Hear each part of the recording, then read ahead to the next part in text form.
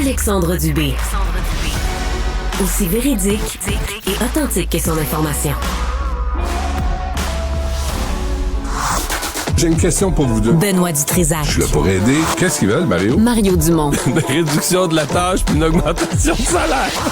Ben, c'est cave. C'est des crapules. C'est cave, dire ça. Ils ont tellement tout. Non, ils ont déjà eu plus. La rencontre Dutrisac-Dumont. Fais un petit effort. Retour sur le Conseil national du Parti québécois. Ça se passait à Drummondville en fin de semaine. Oui, on a parlé de crise du logement, on a parlé d'immigration, mais on a parlé beaucoup de souveraineté.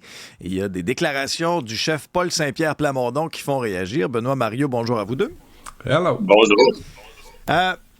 Mario, selon Paul Saint-Pierre Plamondon, l'histoire s'accélère et il y aura bel et bien un référendum là, d'ici la fin de la prochaine décennie. Ouais. Écoute, il y a du bon, puis il y a du je suis moins sûr dans sa fin de semaine. Écoute, d'abord, il fait une description du Canada. Bon, peut-être un peu sombre. Même moi qui est très, très critique du Canada. Lui, il approche de la fin du monde. Mais c'est vrai, le Canada est dysfonctionnel. La centralisation, on la sent.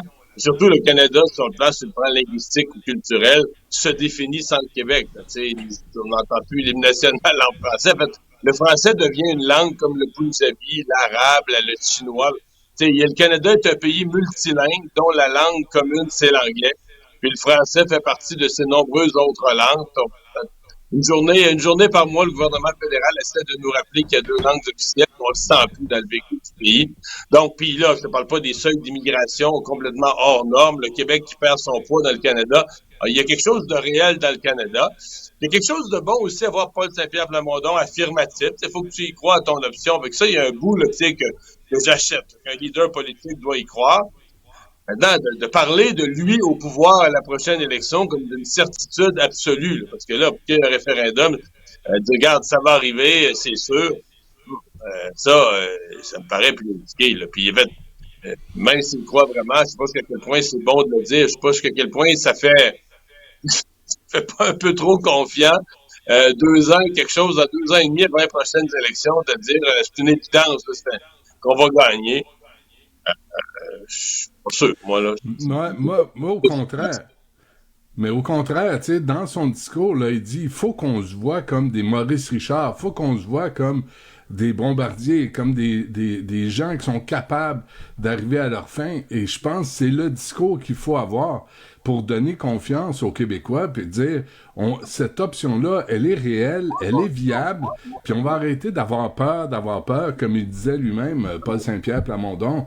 Moi, quand il cite Brian Mulroney, puis il dit, la réconciliation dans l'honneur et l'enthousiasme, là, oubliez ça, c'est fini, le fédéralisme. Moi, j'aime comment il parle aux gens. Il les prend pas de haut. Il leur dit, ensemble, là, on peut le faire, on peut y arriver, au point tel où, là, Marc Tanguay, vous avez entendu, il ressort la cassette quétaine, usée, des fédéralistes. Il fait peur. Il utilise la peur. Ben non, Marc, il utilise pas la peur. Il utilise l'espoir. Puis, écoute, moi, je l'ai écouté son discours, puis je me suis dit, enfin, là, on a un discours d'affirmation sans dénigrer les autres, sans rabaisser les autres. Et puis, il est temps, là, que les prochaines étapes, on puisse, je pense, définir un peu plus, ça serait quoi le Québec d'ici 2030, si jamais on devient indépendant. Ça serait quoi un gouvernement de Paul Saint-Pierre Plamondon? Est-ce qu'il serait à droite? Est-ce qu'il serait à gauche? Ça ressemble à quoi, là? Là, tu sais, la campagne de convaincre les gens, là, je pense, c'est correct, mais là, il va falloir parler de choses réelles. Il parle de mettre un moratoire sur l'immigration. Qu'est-ce que ça veut dire? Comment on va y arriver? Il veut construire des logements. Moi, je vous le dis, là, j'y croyais pas, tu sais, puis il y a pas si longtemps, on se demandait, Paul Saint-Pierre Plamondon, c'est-tu Pierre Saint-Paul Plamondon? Comment il se nomme? C'est qui ce gars-là? D'où il sort? Qu'est-ce qu'il veut faire?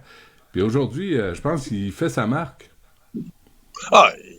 Aucun doute, là, Benoît.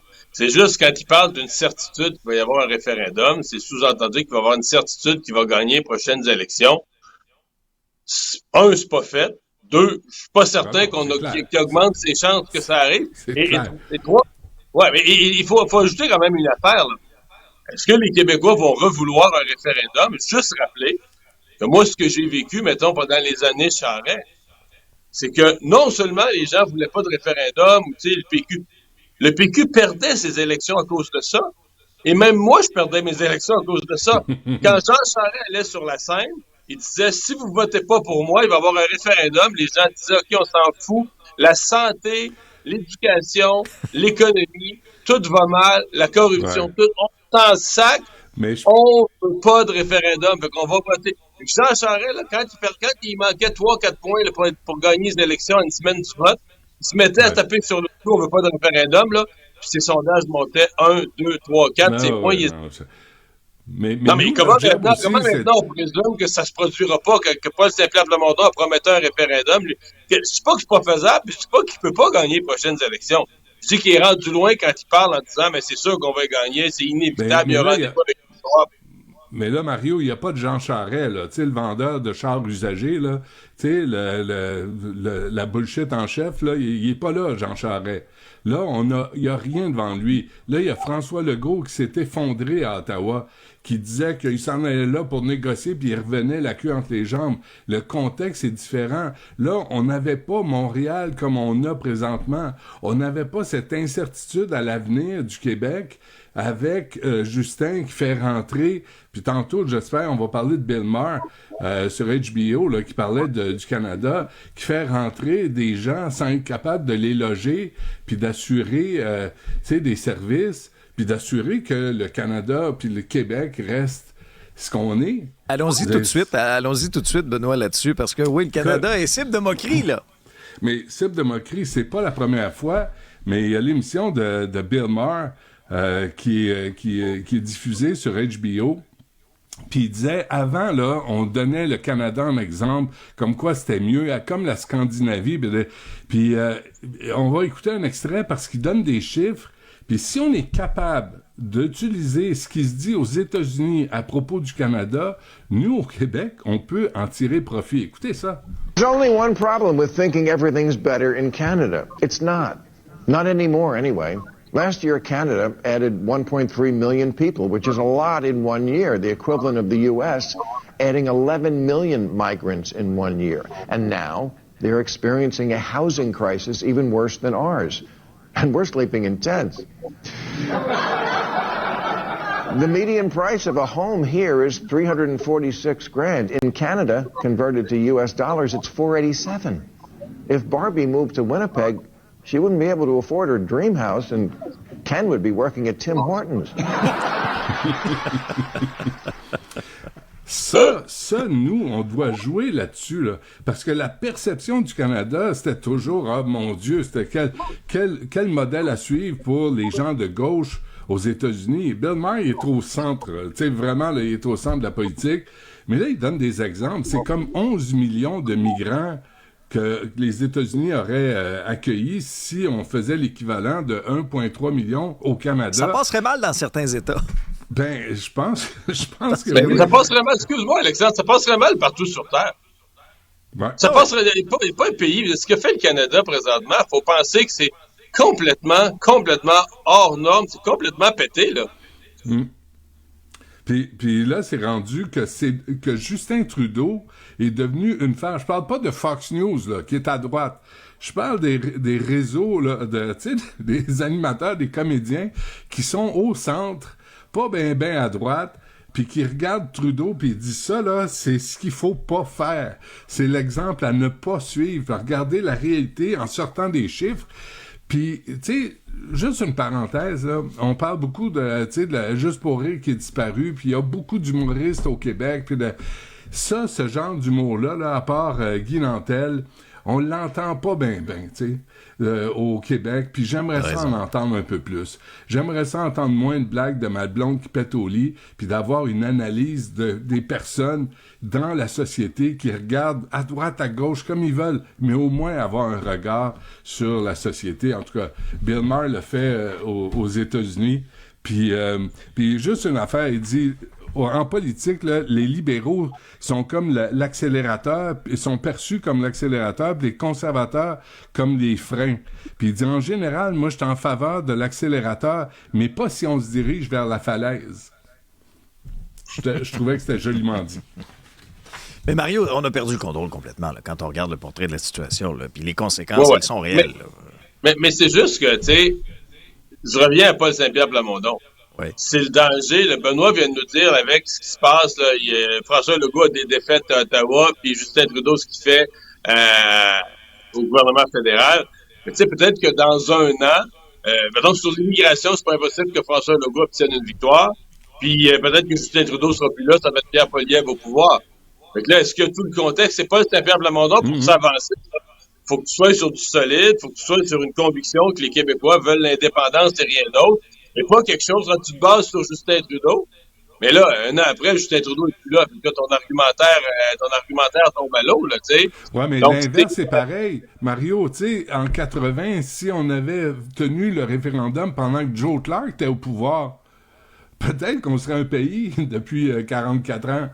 Tu sais, le contexte, t'as raison, le contexte bouge puis change, mais je pense qu'on est capable d'évoluer aussi, là, puis d'avoir des arguments au fur et à mesure. Mais ça joue dans un sens comme dans l'autre.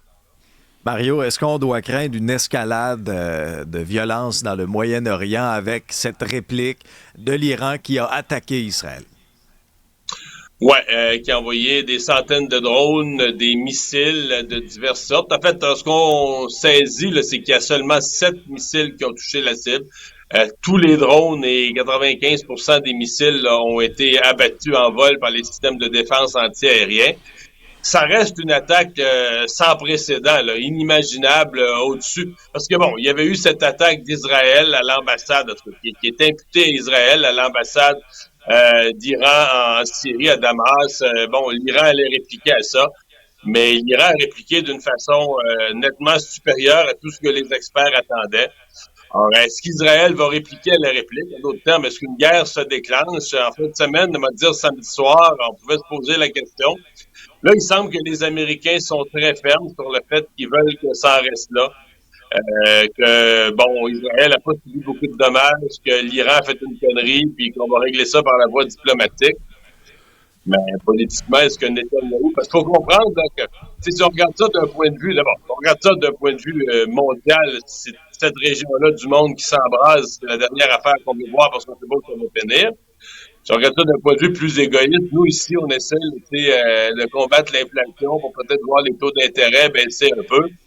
Si le pétrole repart à la hausse, il y a la plus grosse taux d'inflation dans le transport de tous les marchandises et des aliments. Je n'ai pas besoin de faire un dessin, puis là, ça repart, puis l'inflation remonte, les taux d'intérêt qui baissent, on oublie ça. Fait que c'était assez inquiétant en fin de semaine. Oui, parce que le danger est réel, là, Benoît. Là. Ben oui, escalade. Je suis en train de me dire, est-ce que ça peut être pire? Est-ce qu'on peut avoir... Mais il y a quelque chose de la maladie mentale, là, de la débilité profonde, là, d'avoir un régime tyrannique, misogyne, fasciste, comme le régime iranien, je vous rappelle, qui a tué de sa population des femmes, la jeune de 22 ans qui a été tuée parce qu'elle portait mal le voile islamique, puis ils l'ont torturée, ils l'ont violée, ils l'ont tuée. Le nombre de personnes victimes en Iran, et l'Iran se positionne comme un donneur de leçons. Ben, le modèle, Benoît, pas donneur de leçons, le modèle. Le modèle. Non, mais c'est la République islamique qui a... Mais tu sais, ils comprennent toujours pas que quand t'es un martyr, quand tu vas au paradis, c'est pas 72 vierges qui t'attendent, c'est une vierge de 72 ans. Allez-vous comprendre ça? Arrêtez de vouloir mourir pour la cause. Ça vaut pas la peine, ça cramouille. Allumez. Mais moi j'en reviens pas, là. Tu sais, là, l'Iran s'en mêle. Et là, ce qu'on fait, c'est qu'on fait appel à Israël. Pas d'escalade, mais est-ce qu'on a encore oublié le Hamas, le 7 octobre, ce qu'ils ont commis comme atrocité? On dirait que là, tout est vers Israël, puis je comprends là que là, les Palestiniens, une partie des Palestiniens a applaudi le Hamas, a applaudi le carnage. On peut plus avoir ça, on peut pas avoir ça. Fait que là, le régime, puis cette maladie mentale à laquelle je faisais référence, c'est que je vous attaque là, dans le dos, là, je vous frappe, puis là, vous répliquez. Puis là, je suis tout étonné que vous répliquiez. Attends une minute, là. Comment se fait qu'il réplique? Le Hamas, le 7 octobre, il y avait un cessez-le-feu le 6 octobre. 7 octobre, il attaque des civils, il tue, il viole, des carnages, des atrocités. Et Israël réplique? Ben voyons donc. Iran envoie 350 missiles sur Israël. 99% n'atteignent pas leur cible. Pourquoi ils répliquent? À la date, ils répliquent pas.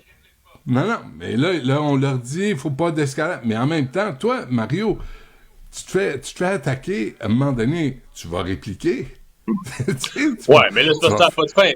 L'Iran considère que ça, c'est sa réplique, parce qu'il y a quelques autres dirigeants qui ont été attaqués à l'ambassade de Damas, qui ont été...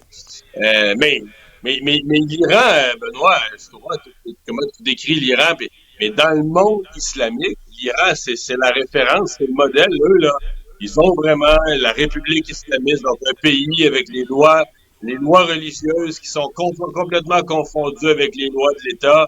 C'est tout. Tout ce qu'on veut pas, c'est séparer le religieux de l'État. Mais c'est le modèle, l'Iran. Donc, c'est la référence et c'est eux qui mènent le Hezbollah. C'est eux qui mènent le Hamas par en arrière. Là. C'est eux qui mènent tout. Là. Au nom du fait qu'ils sont le modèle, qu'ils soient le modèle, là, au nom de cette inspiration qu'ils représentent. Benoît, Mario, merci à vous deux. Salut.